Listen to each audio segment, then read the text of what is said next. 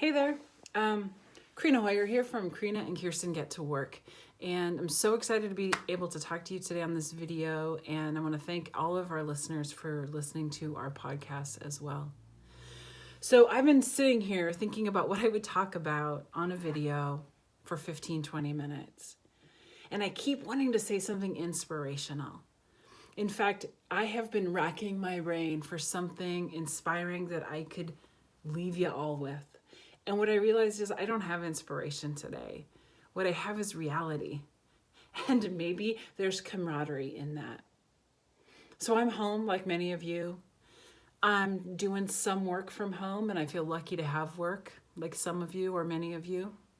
And I'm juggling work and family and kids in school, both college and middle school, and home and clients, etc.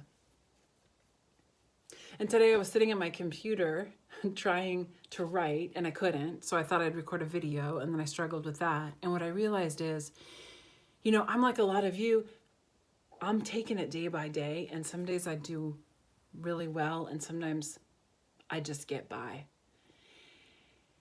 And today when I was sitting at my computer trying to figure out how to write an email, which normally would just come to me in a flash of genius, I decided to cruise social media instead.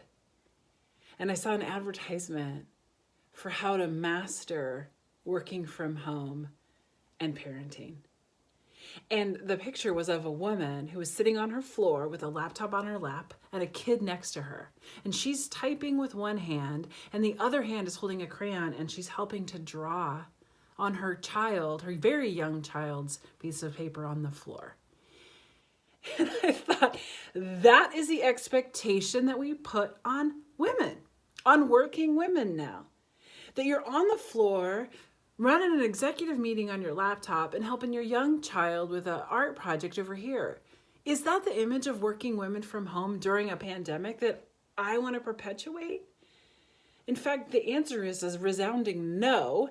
And the reason I decided to do this video after all was because for me, I want to see more. I need an antidote to that kind of shit that I'm seeing on the internet.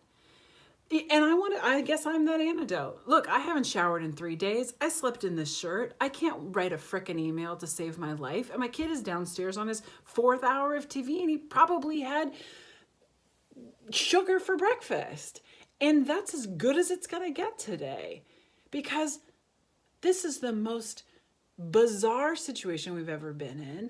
And in addition to doing everything we always normally did, we're trying to navigate a completely new normal and create, hopefully, something different than what we had when we got into this whole pandemic.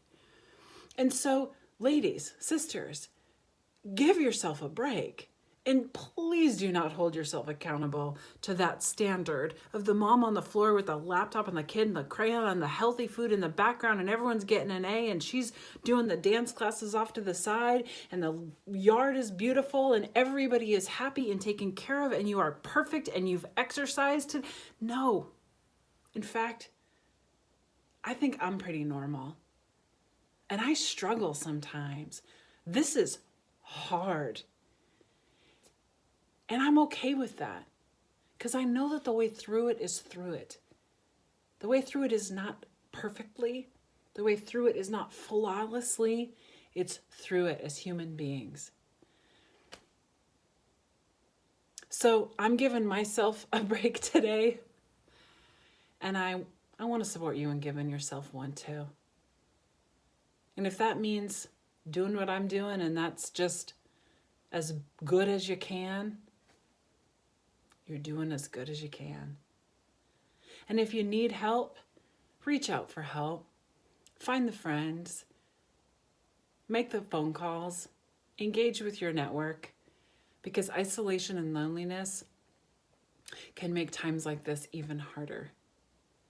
Sisters, I'm with you. Kirsten's with you. Thanks for sticking with us. Bye.